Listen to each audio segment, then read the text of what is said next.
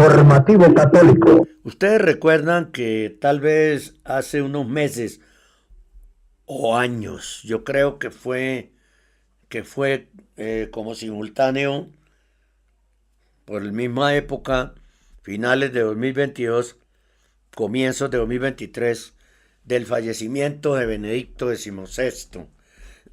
Eso que sucedió fue que apareció distribuido dentro del Colegio Cardenalicio, un documento escrito por alguien que firmaba como Demos. Pues bien, se ha difundido Demos 2, una crítica a Bergoglio en 6 idiomas, y lo tenemos en español y se lo vamos a contar a todos ustedes. La historia de Demos 2 se conoció hace casi un año, pero la figura de Demos se remonta a 2022, cuando un cardenal bajo tal seudónimo hizo circular un escrito crítico del actual pontificado. Posteriormente, y luego de su muerte, en 2023, en enero de 2023, se supo que Demos era el cardenal australiano George Pell. En el más reciente de aquellos escritos al director, así les dicen, que aparecen consuetudinariamente en Il Tempo, Luigi Bisignani, el 26 de enero de 2025, se ocupa de la figura de Demos II, pero inicia señalando una novedad. Aquí está la traducción del italiano.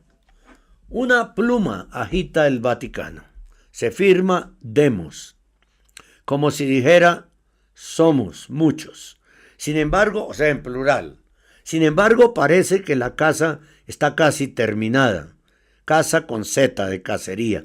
De hecho, en los sagrados corredores se vocifera que la Gendarmería Vaticana habría identificado finalmente al anónimo cardenal que se esconde tras el nom de plume Demos II. En los últimos meses, en vista de un futuro cónclave, el desconocido purpurado ha difundido un panfleto en 5 o 6 idiomas, destinado nada menos que a criticar a Bergoglio.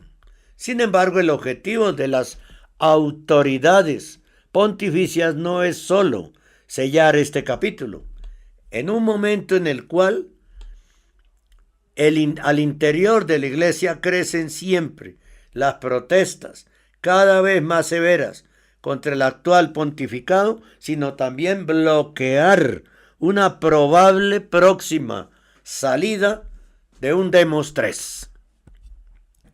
Bien, en marzo de 2022 entonces apareció un texto anónimo firmado bajo el seudónimo Demos y titulado El Vaticano Hoy, que planteaba una serie de graves interrogantes y críticas sobre el pontificado de Bergoglio que aún subsisten. Las condiciones en la Iglesia desde que apareció este texto no han cambiado materialmente y mucho menos mejorado. Por lo tanto, los pensamientos que aquí se ofrecen pretenden basarse en aquellas reflexiones originales a la luz de las necesidades del Vaticano de mañana.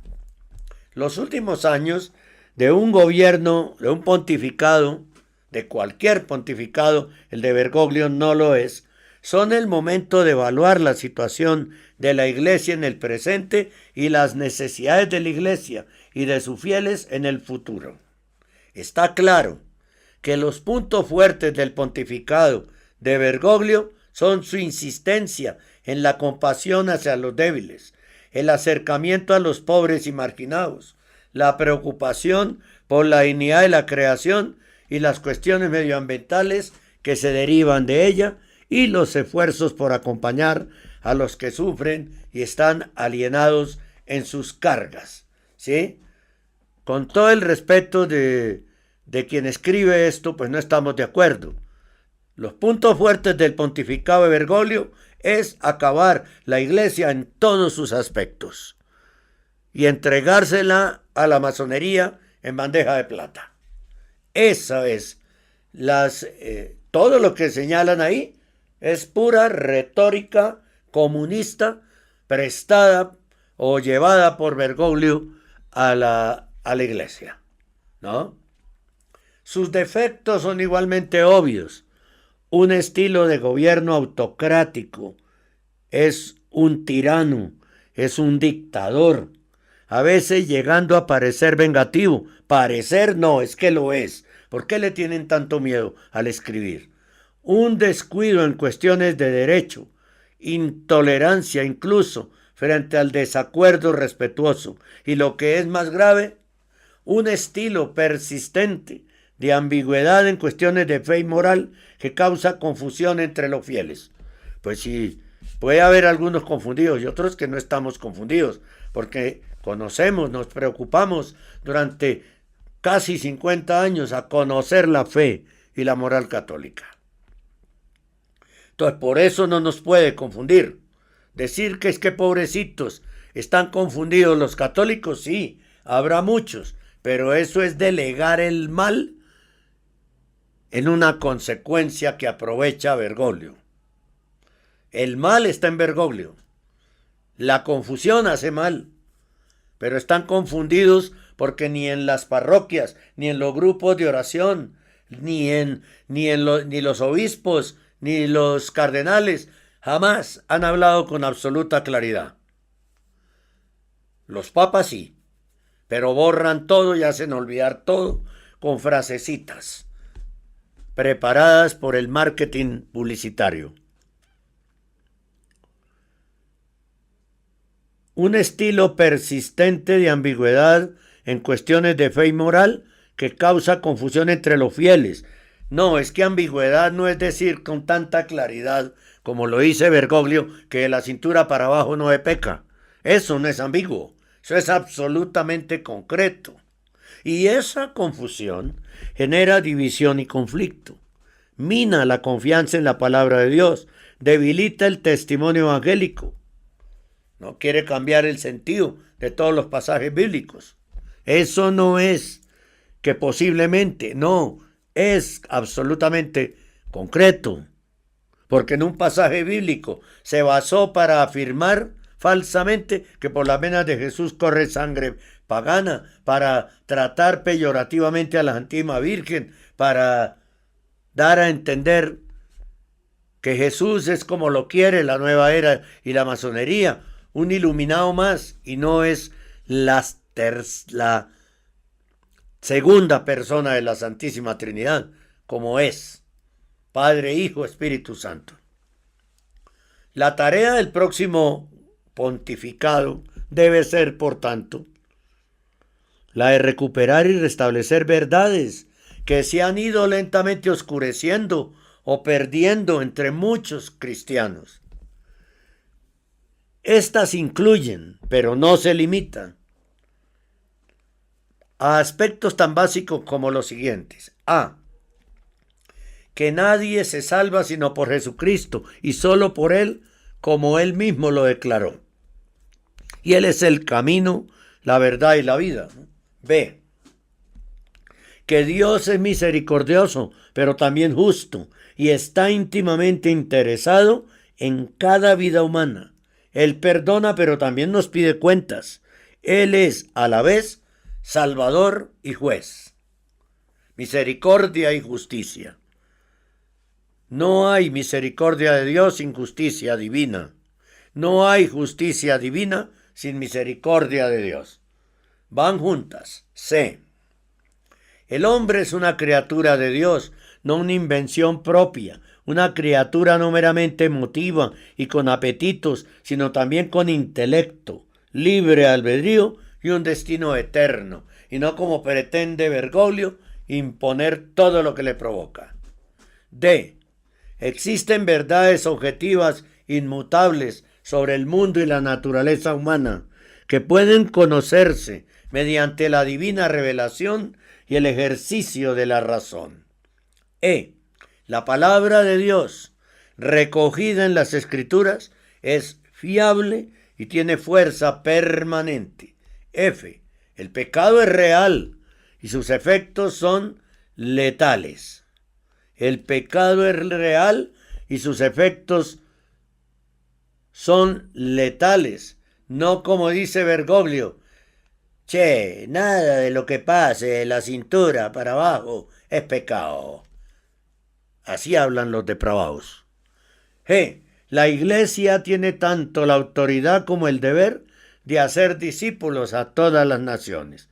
No abrazar con alegría esa obra de amor misionero y salvífico tiene y tendrá consecuencias. Como escribió San Pablo en 1 Corintios 9:16. ¡Ay de mí si no predicara el Evangelio! De la tarea y la lista anteriores se desprenden algunas observaciones prácticas. Primera, la autoridad real se ve perjudicada cuando se usan medios autoritarios en su ejercicio. El Papa es el sucesor de Pedro y quien garantiza la unidad de la Iglesia, pero no es un autócrata. Bergoglio no es Papa. Silere non possum, que publica esto. Bergoglio no es Papa. No sigan haciendo ese daño. Ustedes son los medios de comunicación que no son claros y que dicen ser católicos y que reconocen a Bergoglio como Papa, son los que más engaño y perturbación siembran en los católicos. Pero no es un autócrata, claro que no. El Papa jamás, si fuera un verdadero Papa, no era tirano, no era autócrata, no hubiera golpeado a la mujer china en la plaza de San Pedro, no expulsaría obispos y sacerdotes sin juicio canónico, pero es un tirano, es un dictador, que no puede tampoco cambiar la doctrina de la Iglesia y no debe inventar o alterar la disciplina de la Iglesia arbitrariamente. Gobierna la Iglesia colegialmente con sus hermanos obispos en las diócesis locales y lo hace siempre en fiel continuidad con la palabra de Dios y la enseñanza de la Iglesia. Esto no lo cumple Bergoglio. Los nuevos paradigmas y los nuevos caminos inexplorados que se desvían de una u otra forma no son de Dios. Y eso debe ser claro. Como no es de Dios reconocer a Bergoglio como Papa, eso no es de Dios. Un nuevo Papa debe restaurar la hermenéutica de la continuidad en la vida católica y reafirmar la comprensión del Vaticano II sobre el papel propio del papado. Segundo, así como la Iglesia no es una autocracia, tampoco es una democracia. La Iglesia pertenece a Jesucristo, es su Iglesia. Ella es el cuerpo místico de Cristo, compuesto por muchos miembros.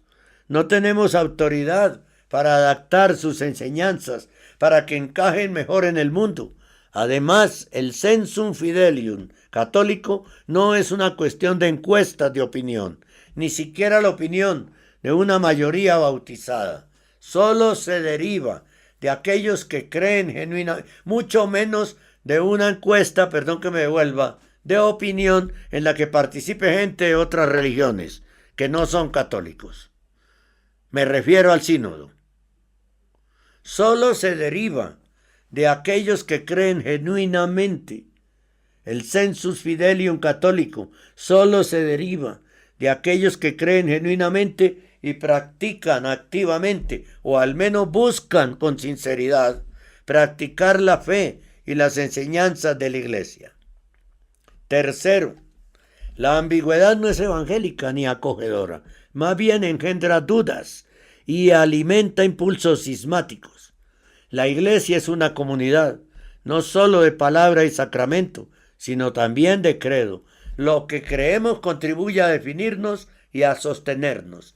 Así, las cuestiones doctrinales no son cargas impuestas por insensibles doctores de la ley. No son tampoco, entre comillas, doctores de la ley. No son tampoco un espectáculo intelectual para la vida cristiana. Al contrario, son vitales para vivir una vida cristiana auténtica, porque tratan de aplicaciones de la verdad, y la verdad exige claridad, no matices ambivalentes.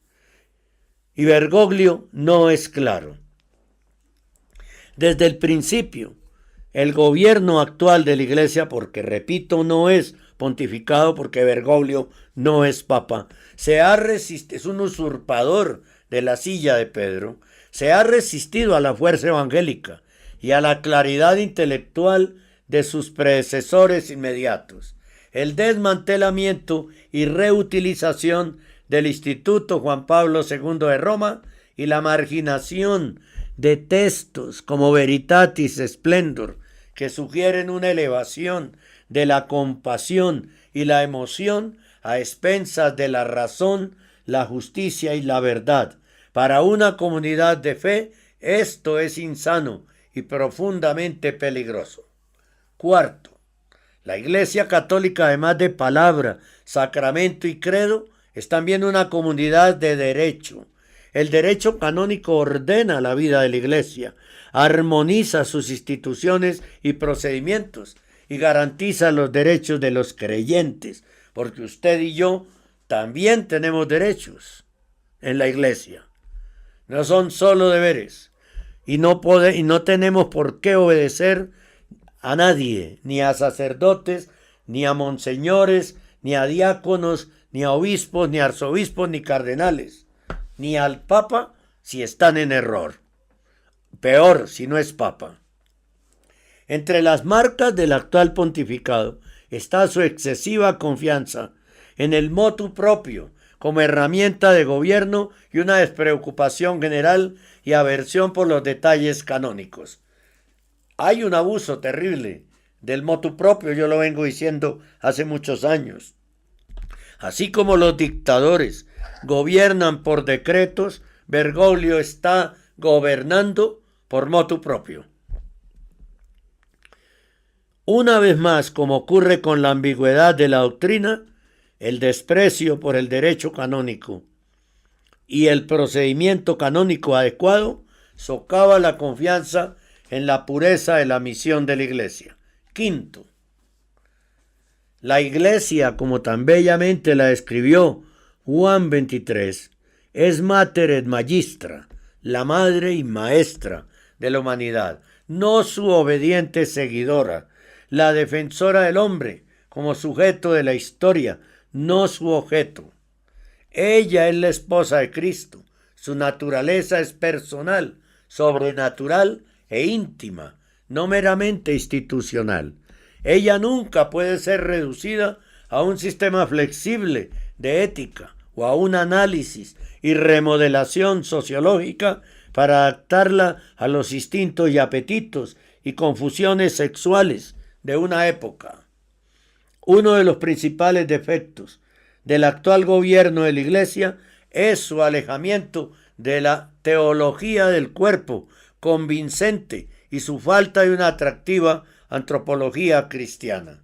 Precisamente en un momento en que aumentan los ataques a la naturaleza y a la identidad humanas desde el transgenerismo al transhumanismo. Sexto, los viajes por el mundo sirvieron muy bien a un pastor como el Papa Juan Pablo II, debido a sus dones personales únicos y a la naturaleza de los tiempos. Pero los tiempos y las circunstancias han cambiado. La Iglesia en Italia y en toda Europa, el hogar histórico de la fe, está en crisis. El propio Vaticano necesita urgentemente una renovación de su moral, una limpieza de sus instituciones, procedimientos y personal, y una profunda reforma de sus finanzas para prepararse para un futuro más difícil. No son cosas pequeñas. Exigen la presencia, la atención directa y el compromiso personal de cualquier nuevo papa. Séptimo y último, el colegio cardenalicio existe para asesorar al papa y elegir a su sucesor a su muerte. Ese servicio requiere hombres de carácter limpio, sólida formación teológica, madura experiencia de liderazgo y santidad personal.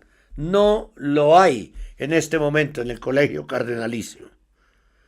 Está conformado, lo he dicho ya en varias ocasiones, voy a repetirlo, por 252 cardenales. 138 son electores y 114 no electores. De los 138 más 80, con más de 80 años ya no pueden ser electores. El 80% o más de los 138 electores, es decir, más de 100 cardenales falsos creados por Bergoglio, son más del 80% del colegio cardenalicio y son los que van a elegir otro falso papa. Qué cosa tan grave. Porque esto de que el colegio cardenalicio existe para asesorar al papa y elegir a su sucesor a su muerte, ni asesoran a Bergoglio porque no se deja, no los escucha, ni eligieron un sucesor, sino el destructor de la fe católica. Que tienen carácter limpio, lo dudo mucho. Sólida formación teológica, no la ponen en funcionamiento. Madura experiencia de liderazgo y santidad personal, lo dudo, está en duda en este momento, gravemente en duda, porque no hacen absolutamente nada. También requiere un papa dispuesto a pedir consejo y luego escuchar. Y ese no es Bergoglio, porque no es papa. No está claro hasta qué punto esto se aplica en el pontificado del Papa Francisco. Ya lo expliqué, por supuesto que no se aplica. El gobierno actual, porque no es pontificado y no me canso de decirlo, ha hecho hincapié en la diversificación del colegio cardenalicio, pero no ha logrado reunir a los cardenales en consistorios regulares diseñados para fomentar una auténtica colegialidad y confianza entre hermanos. Como resultado, muchos de los electores que voten en el próximo cónclave no se conocerán realmente entre sí y por tanto pueden ser más vulnerables a la manipulación y la feria del dinero abundará. Los maletines, las maletas llenas de dinero, como en cualquier vulgar dictadura comunista latinoamericana. En el futuro, si el colegio ha de servir a sus propósitos, los cardenales que lo forman necesitan algo más que un solideo rojo y un anillo. El actual colegio de cardenales debería activarse para el conocimiento mutuo y para entender mejor las diferentes visiones que cada uno tiene de la iglesia, las situaciones de sus iglesias locales y la personalidad de cada cardenal, factores todos importantes para reflexionar sobre el nuevo papa.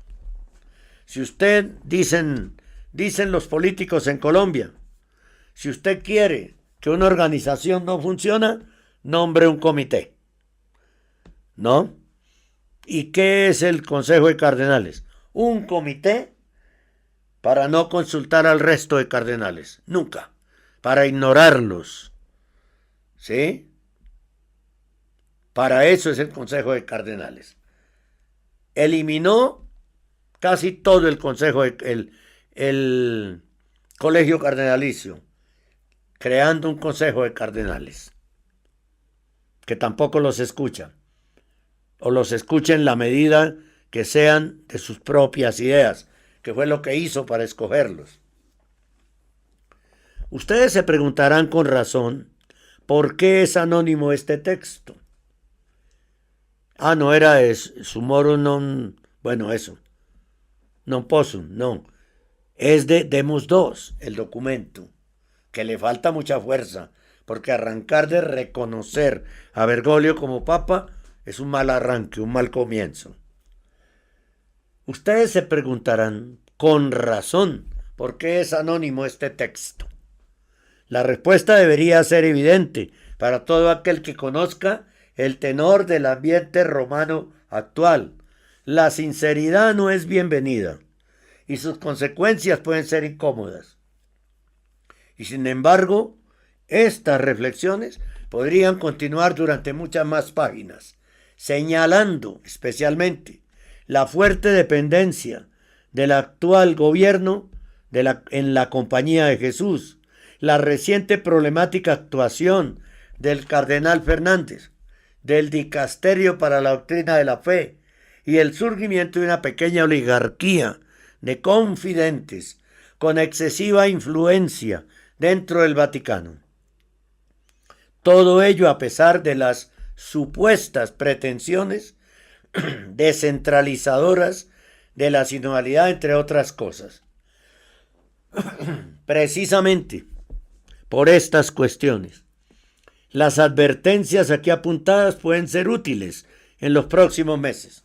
Se espera que esta contribución ayude a orientar las conversaciones muy necesarias sobre cómo debe ser el Vaticano en el próximo pontificado. Firmado Demos II.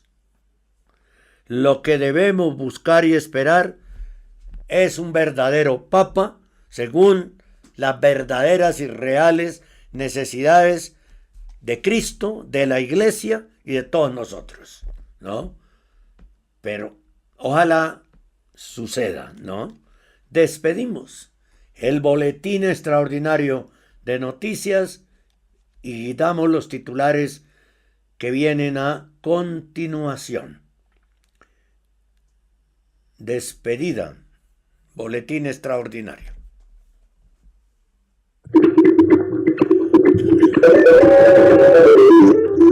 Este es el informativo católico.